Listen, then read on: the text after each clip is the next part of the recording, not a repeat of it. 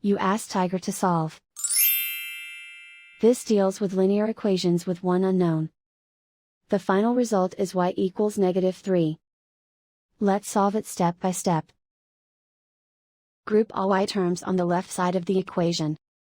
Subtract y from both sides. Simplify the arithmetic. Group like terms. Simplify the arithmetic.